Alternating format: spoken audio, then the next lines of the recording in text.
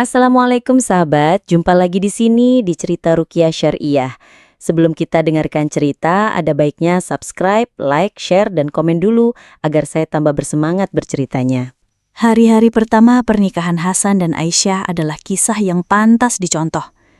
Cinta mereka tumbuh bukan karena kesempurnaan, tapi karena keikhlasan. Hasan, seorang guru honorer di sekolah menengah Islam terpadu di Samarinda, dikenal sederhana dan santun. Sedangkan Aisyah, seorang ibu rumah tangga dan hafizah Al-Quran, begitu lembut namun tegas dalam prinsip agama. Keduanya menikah dalam keadaan sederhana namun penuh harapan. Tidak mewah, tapi penuh doa. Tahun-tahun pertama pernikahan mereka dipenuhi dengan kebersamaan. Hasan senang bercanda, sementara Aisyah selalu sabar. Setiap pagi sebelum Hasan berangkat mengajar, Aisyah sudah menyiapkan teh hangat dan nasi goreng kesukaan suaminya. Mereka sering membaca Al-Quran bersama setelah maghrib dan menjadikan rumah mereka sebagai tempat menenangkan jiwa. Namun, memasuki tahun kelima, suasana mulai berubah. Perlahan, tapi nyata. Awalnya hanya sekedar perkara sepele. "Kenapa handuk kamu taruh di sini, Mas? Kan tadi pagi aku sudah rapikan," kata Aisyah dengan nada datar. Hasan yang biasanya menjawab lembut mulai menanggapi ketus. "Loh, itu handuk aku. Aku bebas laruh di mana aja. Lagian salahku apa sih sampai kamu ngomel terus?" Percakapan yang biasanya berakhir dengan senyuman kini sering diakhiri dengan keheningan menusuk. Suasana hangat berubah menjadi dingin dan saling menjauh. Hasan mulai lebih sering berada di luar rumah sepulang kerja. Aisyah, yang dulunya ringan senyum, kini lebih banyak diam. Anak-anak pun mulai merasakan ada sesuatu yang aneh. Lebih parahnya lagi, hal-hal kecil terus menjadi besar. Seperti saat Aisyah lupa menyetrika baju kerja Hasan, atau Hasan pulang terlambat tanpa kabar. Hal-hal yang dulunya mereka maklumi, kini menjadi alasan untuk bertengkar hebat. Sekali waktu, bahkan sampai piring melayang. Hasan sering merasa dadanya panas setiap kali mendengar suara Aisyah. Bahkan, saat istrinya tak bicara sekalipun, ia merasakan kegelisahan yang sulit dijelaskan. Dalam hati ia mengakui, "Kenapa aku jadi begini? Dulu aku sangat mencintainya. Sekarang seperti ada yang mendorongku untuk membencinya." Sementara Aisyah merasa semakin kelelahan, bukan hanya fisik, tapi jiwa. Ia sering merasa malas bangun pagi. Ia tak lagi senikmat dulu membaca Al-Quran. Bahkan sholat pun terasa berat. Ia sering menangis sendirian setelah suaminya pergi ke masjid. "Apakah aku sudah tak pantas dicintai lagi?" batinnya setiap malam. Tidak hanya di dunia nyata, bahkan tidur mereka pun tak tenang. Hasan mulai bermimpi dikejar wanita berambut panjang yang tak dikenal. Dalam mimpinya, wanita itu menyeringai sambil berkata, "Aku akan menghancurkan rumah tanggamu." Aisyah juga sering terbangun di tengah malam, merasa seperti ada yang mengawasinya dari sudut ruangan. Anak bungsu mereka, Fatih yang berumur 3 tahun, beberapa kali menangis keras di tengah malam sambil menunjuk ke arah pintu kamar dan berkata, "Bu, ada hitam-hitam." Hasan menganggap semua ini hanyalah stres, tapi semakin ia abaikan, semakin sering kejadian aneh itu muncul. Tetangga yang dulu hangat mulai menjauh. Salah satu sahabat Aisyah bahkan berkata lirih, "Maaf ya, aku jadi sering mimpi buruk setiap habis main ke rumahmu." Saat bertamu, banyak yang merasa sesak atau gelisah. Seolah ada hawa tak kasat mata yang menyelimuti rumah mereka. Suasana di dalam rumah pun terasa pengap meski jendela dibuka lebar. Wangi-wangian sunnah yang biasa mereka pakai tidak lagi memberi ketenangan. Sebaliknya, ada aroma anyir sesekali menyelinap entah dari mana. Aisyah mulai merasa ini bukan sekedar masalah komunikasi. Ia mulai bertanya-tanya, adakah sesuatu yang lebih besar sedang bekerja menghancurkan rumah tangganya? Suatu sore setelah sholat asar, Aisyah nekat membuka mushaf dan membaca surah Al-Baqarah dengan keras. Baru masuk ayat 20-an, tiba-tiba lampu ruang tamu redup, padahal listrik sedang menyala. Fatih menangis keras tanpa sebab. Dan entah mengapa, tubuh Aisyah menggigil hebat. Hasan pulang dan mendapati istrinya terduduk di depan sajadah dengan mata memerah. "Aku nggak tahu kenapa, Mas, tapi aku rasa ada yang gak beres di rumah ini. Aku takut ini bukan sekedar masalah biasa. Hasan yang sempat ragu mulai membuka diri pada kemungkinan itu. Apalagi saat ia mendengar suara gesekan di plafon kamar, padahal tidak ada tikus, dan mendapati kain bekas dibungkus tanah di bawah kasur saat membersihkan kamar. Itulah malam pertama mereka sholat tahajud bersama setelah sekian lama. Dalam isak tangisnya, Hasan berdoa, "Ya Allah, jika ini bukan darimu, jauhkan. Jika ini sihir, tunjukkan. Jika ini dosa kami, ampuni dan kuatkan." Malam itu, udara terasa lebih dingin dari biasanya. Daun-daun pisang di halaman belakang bergoyang pelan. Padahal, angin hampir tak terasa. Aisyah duduk termenung di ruang tengah, memandangi jam dinding yang sudah menunjukkan pukul 1.45 dini hari. Kedua matanya berat, tapi tubuhnya enggan berbaring. Ia merasa ada sesuatu yang mengawasinya. Segalanya dimulai beberapa hari setelah doa panjang mereka di malam tahajud. Saat itu, suasana hati Hasan dan Aisyah mulai sedikit membaik. Namun yang aneh, justru setelah mereka mendekatkan diri kepada Allah, gangguan demi gangguan makin sering terjadi. Pagi hari, Aisyah mendapati lantai dapur lengket, seperti ada cairan lengket yang tumpah. Tapi setelah dibersihkan, tak ada bekas apapun. Sorenya, terdengar suara derit pintu kamar belakang terbuka sendiri, padahal terkunci. Bahkan suatu ketika, Aisyah menemukan sarang semut hitam menggumpal membentuk lingkaran sempurna di bawah tempat tidurnya. "Ini semacam pertanda kah?" bisiknya dalam hati. Hasan mencoba mengabaikan semuanya. Baginya, mungkin hanya pikiran mereka yang terlalu tegang akibat masalah rumah tangga belakangan ini. Namun, pendiriannya mulai goyah ketika ia pulang kerja suatu sore dan mendapati sajadah yang terlipat rapi tadi pagi, kini dalam keadaan terbuka lebar, tepat di arah kiblat, dan ada bulu ayam hitam di atasnya. Tidak ada ayam di rumah mereka, apalagi yang berbulu hitam.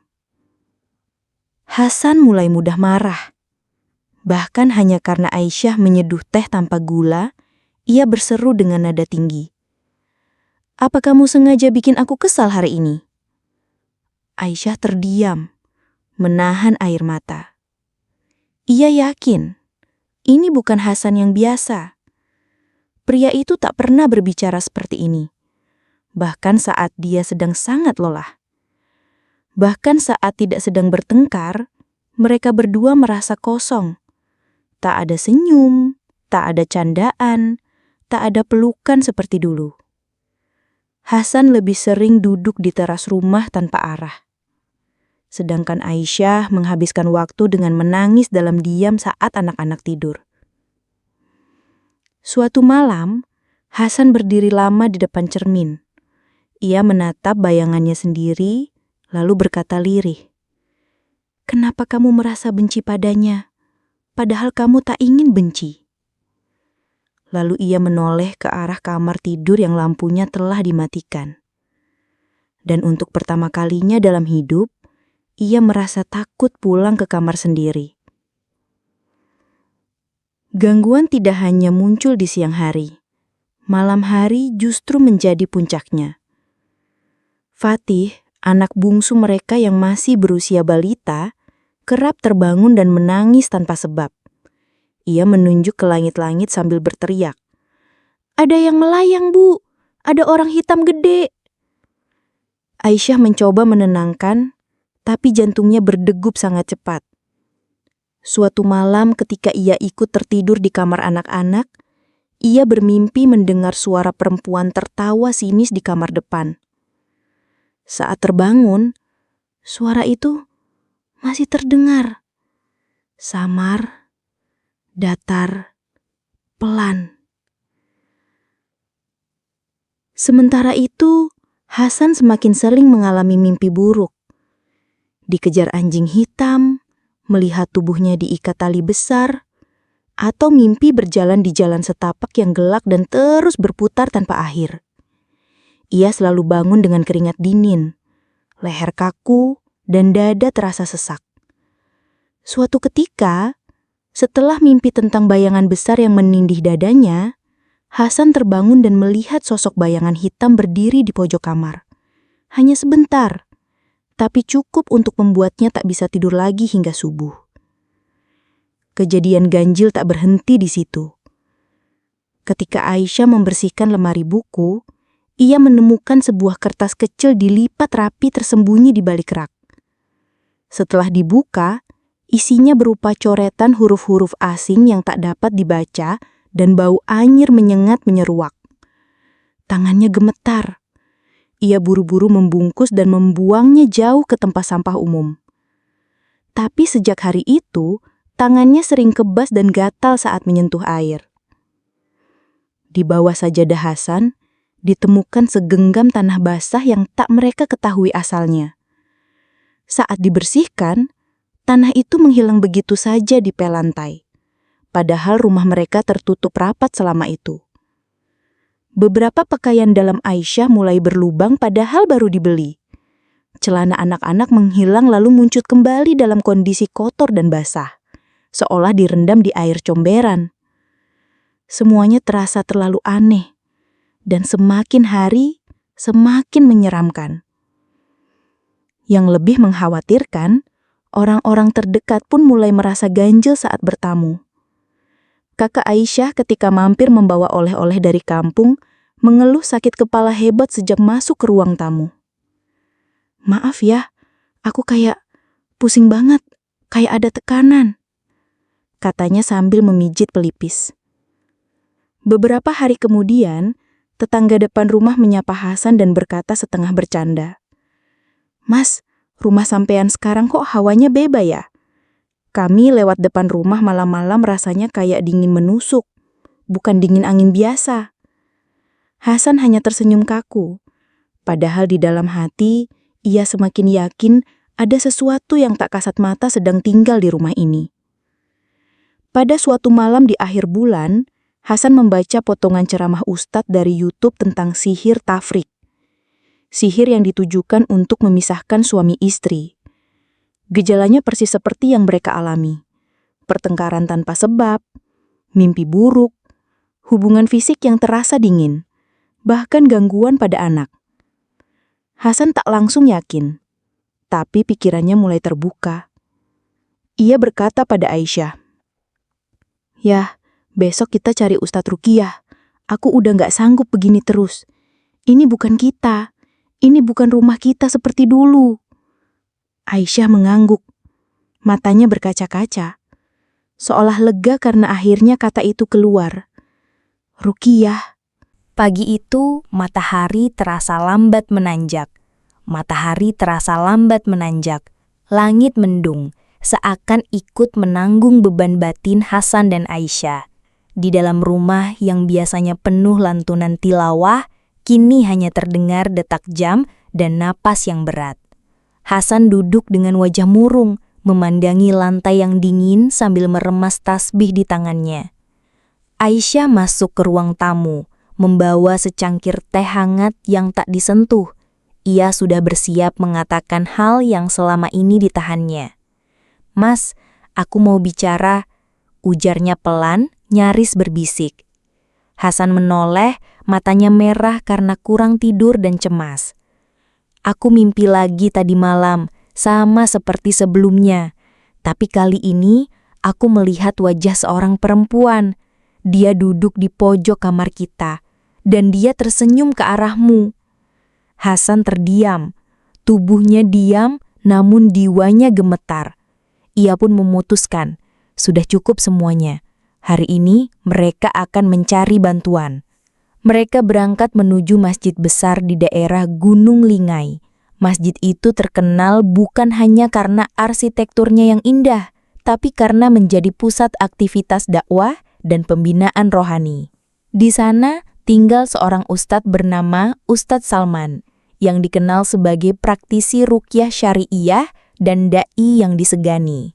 Setelah sholat duha, Hasan memberanikan diri untuk mengutarakan semuanya. Dengan suara gemetar, ia menjelaskan bagaimana rumah tangganya berubah secara drastis. Mimpi-mimpi aneh, benda mencurigakan di rumah, dan kondisi emosional yang tak bisa dijelaskan logika. Ustadz Salman mendengarkan dalam diam. Sorot matanya tajam namun lembut. Mas Hasan, apa yang Mas alami ini banyak juga dialami pasangan lain. Sihir rumah tangga yang dalam Islam dikenal sebagai sihir tafrik adalah nyata. Al-Quran menyebutkan tentang orang-orang yang belajar sihir untuk memisahkan suami dan istrinya, seperti dalam surah Al-Baqarah ayat 102. Ujarnya tenang. Hasan dan Aisyah saling berpandangan. Ayat itu pernah mereka baca, tapi hari ini terasa seperti tusukan langsung ke hati. Mereka mempelajari dari kedua malaikat itu apa yang dapat memisahkan antara seorang suami dan istrinya. Surah Al-Baqarah ayat 102. Ustadz Salman lalu menjelaskan satu persatu ciri-ciri umum sihir pemisah atau sihir tafrik. Pertengkaran yang muncul tanpa sebab jelas. Timbulnya rasa benci padahal tidak ada kesalahan nyata. Gangguan mimpi, melihat makhluk hitam atau ular. Penurunan ibadah secara drastis dan tiba-tiba. Anak-anak ikut terganggu, sering menangis atau ketakutan. Suasana rumah berat dan gelap meski terang secara fisik. Apa Mas dan Mbak merasa seperti itu? Tanya Ustadz. Aisyah hampir menangis mendengarnya. Hampir semua yang disebutkan cocok dengan keadaan mereka selama ini. Hasan menarik napas dalam-dalam. Lalu apa yang harus kami lakukan, Ustadz? Haruskah kami pergi ke orang pintar? Ustadz Salman tersenyum lembut. Tidak, Mas. Justru kesitulah jebakan syaitan. Kita tidak lawan sihir dengan sihir. Kita lawan dengan Al-Quran, dengan tauhid dan istiqomah. Itu yang membedakan ruqyah syariah dengan cara-cara lain yang penuh syirik. Ustadz Salman menjelaskan bahwa ruqyah syariah adalah pengobatan spiritual yang murni berdasarkan Al-Quran dan Sunnah, tanpa jampi, tanpa medium, tanpa klinik. Yang dilakukan hanya membaca ayat-ayat Al-Quran tertentu, berdoa, dan meminta perlindungan hanya kepada Allah. Hasan dan Aisyah diberi panduan awal, membaca surah Al-Baqarah secara penuh di dalam rumah, minimal setiap 3 hari sekali. Membaca ayat kursi, surat Al-Falaq, dan An-Nas secara rutin, menjaga wudhu dan sholat malam, meminimalisir gesekan pertengkaran dengan menahan emosi dan banyak istighfar. Selain itu, Ustadz juga akan membantu mereka melalui sesi ruqyah langsung minggu depan, setelah mereka menyiapkan mental dan membersihkan rumah dari benda-benda mencurigakan. Malam itu, Hasan dan Aisyah mulai melakukan yang disarankan. Mereka membaca Al-Baqarah bersama, lantunan ayat mengisi seluruh penjuru rumah, meski tenggorokan terasa tercekam saat membaca ayat-ayat tertentu. Lalu mereka mulai memeriksa rumah, titik demi titik, plafon, kolong tempat tidur, lemari tua, bahkan pot tanaman. Di bawah salah satu rak sepatu, Hasan menemukan bungkusan kecil berbahan kain hitam yang basah dan beranyir. Di dalamnya ditemukan segumpal rambut, jarum, serta kertas bertuliskan aksara aneh. Aisyah hampir pingsan melihatnya. Hasan menggenggam tangannya. Kita buang ini sekarang ya, dan kita lawan ini bukan dengan takut, tapi dengan Allah. Hari-hari setelah itu mereka isi dengan doa dan dzikir. Mereka membatasi tontonan televisi, memperbanyak waktu untuk Al-Quran dan saling menguatkan. Hasan menempel ayat-ayat perlindungan di dinding rumah dan menyemprotkan air ruqyah ke setiap ruangan. Aisyah perlahan kembali menjadi dirinya. Senyum, walau belum utuh, mulai muncul. Dan Fatih kini bisa tidur lebih nyenyak meski sesekali masih gelisah. Meskipun gelombang cobaan belum reda, tapi mereka kini mulai mendayung pada arah yang tepat. Hari itu langit Samarinda tampak mendung, seolah memberi isyarat bahwa sesuatu akan terungkap. Hasan menyalakan mobil tuanya yang sudah mulai batuk-batuk, sedangkan Aisyah duduk di sampingnya dengan wajah menegang. Mereka dalam perjalanan ke rumah Ustadz Salman untuk sesi pertama ruqyah syariah. Meski sudah bersiap secara fisik, batin mereka tak sepenuhnya tenang. Di perjalanan, tidak banyak kata yang keluar. Hanya zikir lirih dan sesekali isak tertahan dari Aisyah. Hasan menggenggam tangan istrinya erat. Apapun yang terjadi nanti, kita hadapi sama-sama ya. Kita nggak sendirian. Rumah Ustadz Salman tidak terlalu besar, tapi begitu memasuki halamannya, suasananya begitu menenangkan. Aroma kayu gaharu dan wangi minyak zaitun menguar lembut. Beberapa jamaah duduk berzikir di ruang tamu yang disulap menjadi majelis zikir. Hasan dan Aisyah diarahkan ke ruang khusus ruqyah. Ruangan itu sederhana, dengan karpet tebal, rak Al-Quran di sudut, dan botol air minum berisi ayat-ayat ruqyah yang telah dibacakan. Tenangkan hati, niatkan ini semua karena Allah, kata Ustadz Salman membuka sesi. Ia memulai dengan membaca Al-Fatihah, dilanjutkan beberapa ayat perlindungan seperti ayat kursi, surat Al-Baqarah ayat 1-5, lalu surat Al-A'raf ayat 117-122. Suara lantangnya menggema. Ketika masuk pada surat Al-Falaq, tubuh Aisyah mulai bergetar. Hasan langsung merangkul istrinya, tapi getaran itu bukan tangis seperti biasanya. Tubuh Aisyah mengerut, wajahnya tegang dan matanya terpejam rapat. Astagfirullah, desa Hasan panik. Ustadz Salman tak berhenti. Ia melanjutkan bacaan dan memercikkan air ruqyah ke arah Aisyah. Tiba-tiba, dari mulut Aisyah terdengar suara lirih, namun kasar, seperti seseorang menahan amarah.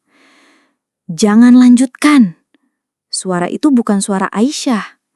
Dengan tenang, Ustadz Salman menanggapi. Siapa kamu?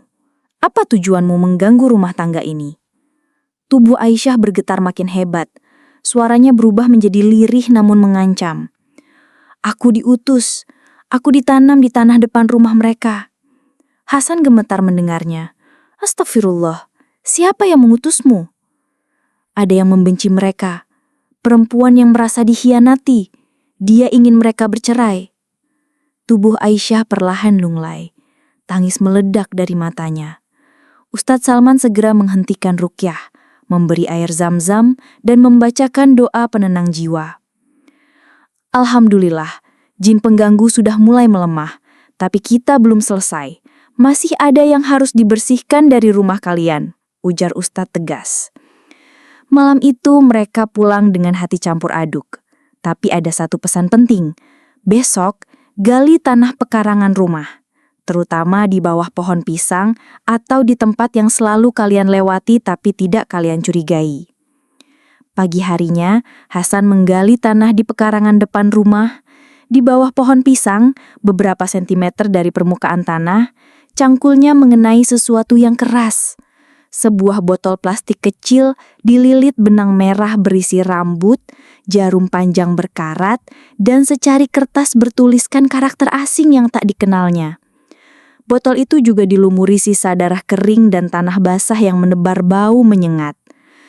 Aisyah menjerit saat melihatnya. Air mata mengalir deras. Hasan gemetar, bukan karena takut, tapi campuran antara marah, sedih, dan ngeri.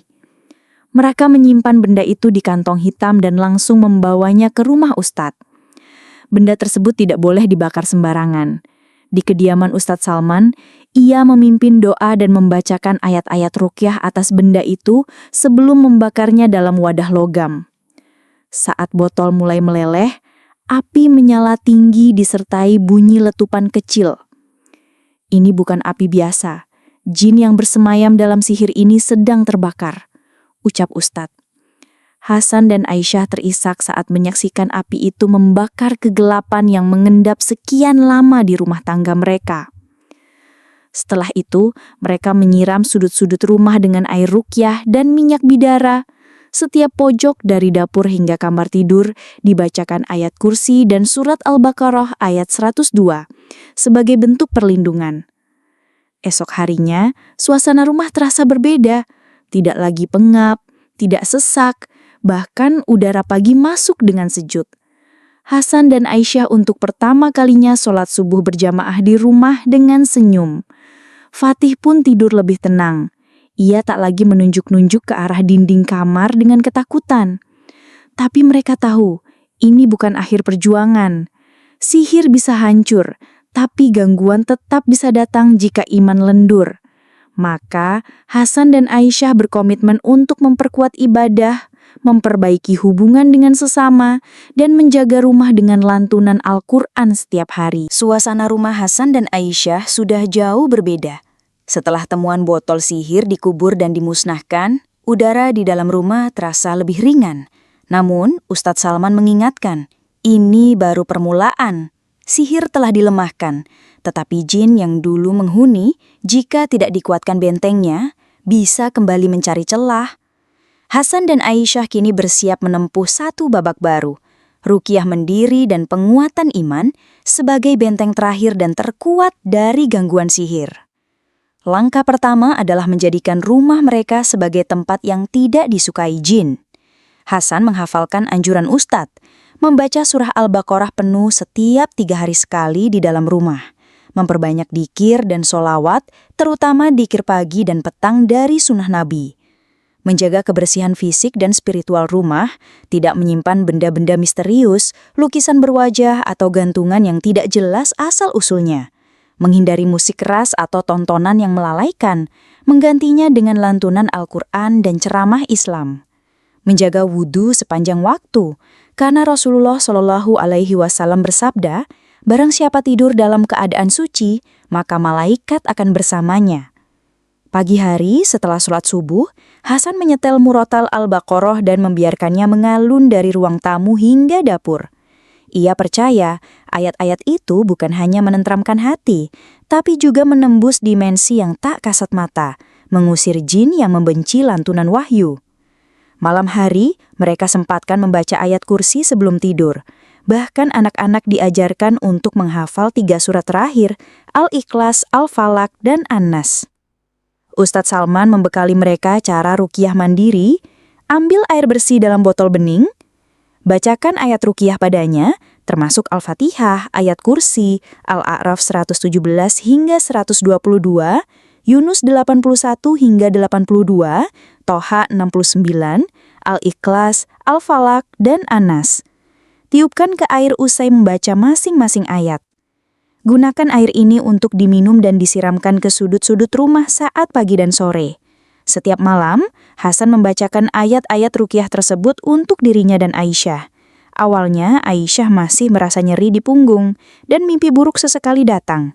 Namun setelah seminggu, tubuhnya mulai terasa lebih ringan, pandangannya lebih jernih, dan senyum itu mulai sering menghiasi wajahnya. Hasan pun merasakan perubahan serupa. Ia merasa lebih damai, tak lagi mudah marah, dan komunikasinya dengan sang istri menjadi lebih lembut. Rasanya seperti kita sedang bangun rumah tangga dari awal, kata Aisyah sambil tertawa lirih. Tapi kali ini dengan fondasi tauhid yang lebih kuat. Salah satu titik balik spiritual mereka adalah mendirikan sholat tahajud bersama setiap malam. Meskipun kadang hanya 2 rakaat, dilanjut witir 1 rakaat, namun kekhusyukan dan ketenangan yang mereka rasakan tidak tergantikan. Mereka duduk berdua setelah tahajud, bersimpuh di atas sajadah, membaca surat-surat pendek, dzikir panjang, dan memanjatkan doa yang sama. Ya Allah, kami tahu Engkau sedang menguji kami, tapi tolong ya Rob, jangan biarkan kami kehilangan satu sama lain. Jadikan rumah ini tempat sujud yang Engkau cintai. Tangis mereka meledak, tapi bukan karena takut seperti dulu. Kali ini tangis itu membawa harapan. Meski sudah banyak perubahan, jalan mereka bukan tanpa rintangan. Masih ada malam ketika suara-suara aneh terdengar samar. Pernah suatu subuh, Aisyah mendapati jejak lumpur yang masuk dari jendela dapur, padahal semua terkunci dan tak ada bekas kaki siapapun. Di lain waktu, Hasan menemukan aroma anyir di dalam lemari yang sudah dibersihkan berkali-kali. Namun kali ini, mereka tidak panik. Kita jangan takut, jin itu bisa mencium ketakutan kita. Kita lawan dengan istiqomah. Ujar Hasan mantap. Mereka pun menjawab setiap gangguan dengan lantunan ayat Al-Baqarah atau Al-Mulk. Gangguan mulai mereda dan secara bertahap lenyap. Perjuangan melawan sihir bukan hanya perihal jin dan sihir, tapi juga tentang membenahi kembali hubungan yang retak. Hasan dan Aisyah mulai belajar komunikasi yang lebih jujur. Mereka membuat aturan baru, tidak membahas masa lalu kecuali untuk diambil pelajaran, memberi waktu quality time setiap hari, walau hanya 30 menit bersama tanpa gadget. Makan malam bersama sambil berbicara ringan, terutama dengan anak-anak, saling mendoakan secara lisan usai sholat berjamaah. Fatih, anak bungsu mereka kembali ceria. Ia kini suka duduk dekat radio kecil tempat lantunan Al-Quran mengalun. Sementara anak sulung mereka mulai rutin ikut sholat berjamaah. Kehangatan itu perlahan kembali tumbuh, lebih kuat dari sebelumnya. Di tengah perjalanan itu, Hasan merenung dalam-dalam. Selama ini ia merasa kuat, ternyata ada lubang besar dalam perlindungan spiritual keluarganya. Ia terlalu fokus mencari nafkah hingga lupa menjaga benteng ruhani. Begitu pula Aisyah, yang tak sadar bahwa kecemburuan dari orang luar bisa menjadi celah yang dimanfaatkan sihir. Kadang kita baru benar-benar menguatkan ikhtiar setelah dihantam musibah, ucap Hasan pada sebuah malam. Aisyah tersenyum, tapi yang penting bukan bagaimana kita jatuh, Mas, yang penting kita tahu jalan pulangnya. Tak berhenti sampai di situ, Hasan dan Aisyah kini berikhtiar membantu pasangan lain yang menghadapi permasalahan serupa. Mereka menginisiasi majelis kecil-kecilan di rumah setiap malam Jumat, membahas dzikir, ruqyah mandiri, dan pentingnya menjaga rumah dari gangguan spiritual. Ustadz Salman pun mendukung gerakan ini dan sesekali hadir untuk membimbing. Kisah mereka menjadi sumber inspirasi bagi tetangga dan saudara yang mulai terbuka terhadap bahaya sihir tafrik dan pentingnya ruqyah syariah. Suara burung kutilang bersahut-sahutan di pagi itu membawa udara segar yang lama tak mereka hirup dengan tenang. Untuk pertama kalinya dalam beberapa bulan, Hasan bisa membuka jendela ruang tamu tanpa dihantui perasaan gelisah. Sinarnya menembus tirai tipis dan menyentuh lantai yang terasa lebih hangat, lebih hidup. Aisyah sedang menyiapkan sarapan. Nasi uduk sederhana, telur dadar, dan tempe goreng. Sambil mengaduk teh manis di gelas, wajahnya memancarkan senyum. Fatih duduk di dekat meja dengan krayon dan kertas gambar. Ia menggambar rumah dengan awan cerah dan bunga warna-warni di halaman. Perubahan itu bukan hanya kasat mata, suasana batin juga terasa berubah. Tidak ada lagi ketegangan yang tiba-tiba muncul. Tidak ada lagi suara pintu mengayun sendiri, atau aroma aneh yang menyelinap di malam hari. Hasan kini rutin pulang lebih awal. Ia menyempatkan sholat maghrib berjamaah di rumah sebelum ke masjid untuk Isya. Setelah itu, ia dan Aisyah duduk bersama membaca Al-Quran. Malam tak lagi dihiasi pertengkaran, tapi dilingkupi dengan zikir dan obrolan yang ringan.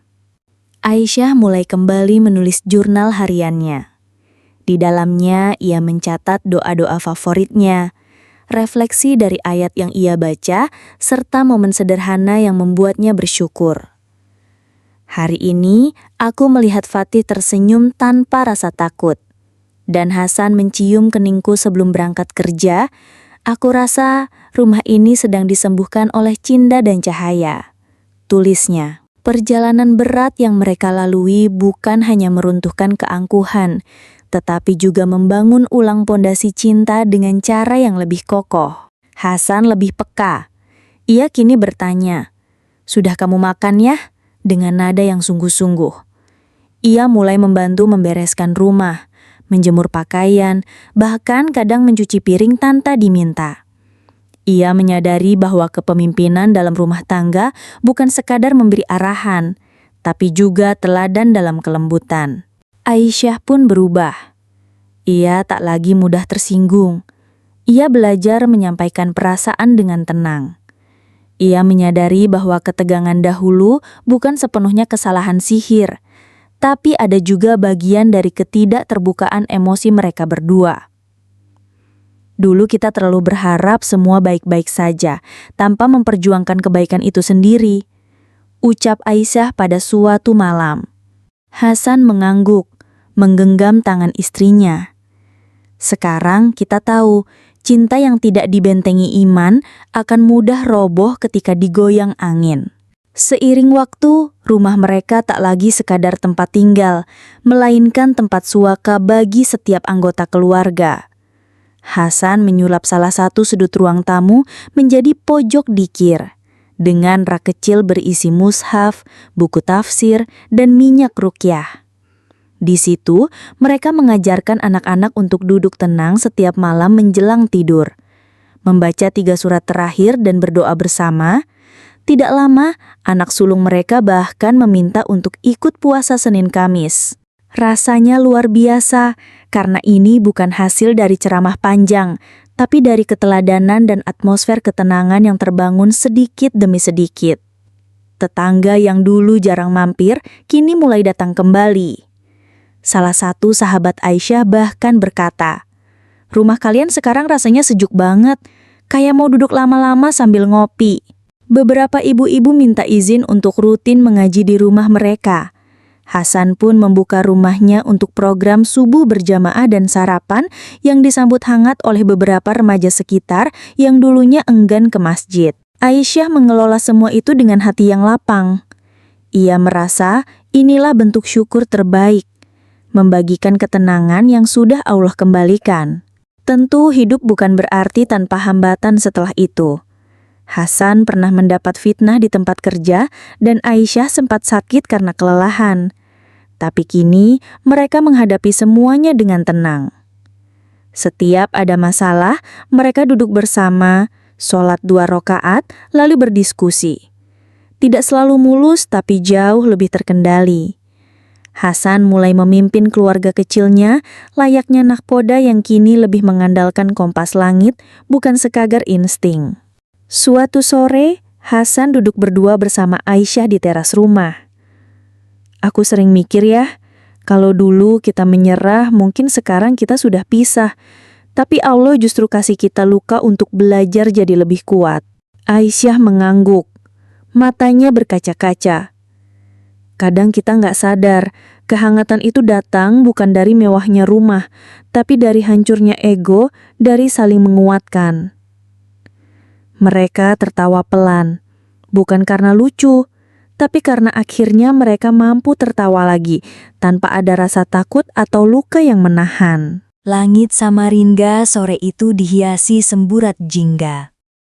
Burung-burung mulai terbang pulang ke sarangnya. Dan semilir angin membawa aroma khas tanah yang basah usai gerimis.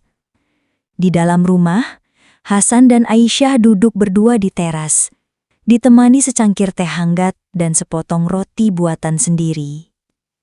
Sinar mentari sore menyentuh wajah mereka yang kini terlihat lebih tenang. Di balik senyum tipis yang terukir, tersimpan lembar demi lembar kenangan pahit yang telah mereka lewati. Namun, kali ini tidak dengan penyesalan, melainkan dengan rasa syukur. "Kita pernah nyaris hancur," gumam Hasan lirih. Tapi ternyata, kita justru diselamatkan dengan cara yang paling tidak kita duga. Apa yang terjadi pada rumah tangga Hasan dan Aisyah tak ubahnya badai yang datang tiba-tiba. Namun badai tak hanya datang untuk merusak. Kadang ia hadir agar akar cinta mereka tumbuh lebih dalam. Ujian demi ujian justru menjadi jembatan menuju kedewasaan. Kini mereka tak lagi mendefinisikan cinta sebatas perhatian dan canda. Bagi mereka, cinta adalah ketika 2 jiwa tetap saling menggenggam di tengah gelapnya ujian. Dulu Hasan merasa menjadi suami yang baik cukup dengan bekerja dan tidak menyakiti. Kini ia sadar bahwa menjadi qawwam, pemimpin rumah tangga dalam Islam lebih dari sekedar peran fisik. Itu soal keberanian menjaga istri dalam doa, dalam sabar, dan dalam perjuangan iman. Sementara Aisyah menemukan makna sabar bukan sebagai sikap pasrah, melainkan kekuatan untuk tetap lembut di saat hati hampir retak. Ia belajar bahwa cinta bukan hanya tentang menerima, tapi juga tentang memperjuangkan keselamatan rohani satu sama lain. Jadi tidak bermomon sambat desani. Ternyata cobaan itu bukan untuk memisahkan kami, tapi untuk membersihkan hati kami dari hal-hal yang tak terlihat. ucap Aisyah pada sebuah sesi dzikir malam Jumat. Saat rumah tangga berjalan tenang, manusia seringkali lengah. Hasan mengakui bahwa sebelum gangguan sihir terjadi, Hasan dan Aisyah mulai longgar dalam menjaga ibadah. Dzikir pagi sore mulai jarang. Ayat Al-Baqarah tak lagi bergema di rumah. Dan sholat malam perlahan terlupakan. Ruh rumah kita dulu dibiarkan kosong ya. Dan tempat kosong selalu mengundang sesuatu untuk menempatinya. Ujar Hasan suatu malam. Aisyah hanya mengangguk. Pandangannya menerawang seolah melihat kembali masa lalu yang nyaris menenggelamkan mereka. Kini, mereka menyadari bahwa kelalaian spiritual adalah pintu terbuka bagi hal buruk untuk masuk. Dan bahwa memperkuat tauhid dan menjaga ibadah bukan hanya untuk keberkahan pribadi, tapi juga sebagai perlindungan kolektif dalam keluarga. Dari semua hal yang mereka lewati, ada satu keyakinan yang kian mengakar. Allah tidak mungkin mendolimi hambanya. Segala kejadian pasti mengandung hikmah, meski terkadang kita hanya mampu memahaminya setelah semuanya berlalu. Hasan pun sering mengulang satu ayat ini saat mengisi majelis taklim kecil. Boleh jadi kamu membenci sesuatu padahal ia baik bagimu, dan boleh jadi kamu menyukai sesuatu padahal ia buruk bagimu. Allah mengetahui, sedangkan kamu tidak mengetahui. Mereka kini tak lagi bertanya, mengapa kami yang diuji? Sebaliknya mereka lagi sering berkata, Alhamdulillah, Allah mengangkat kami dari kegelapan sebelum kami benar-benar tenggelam.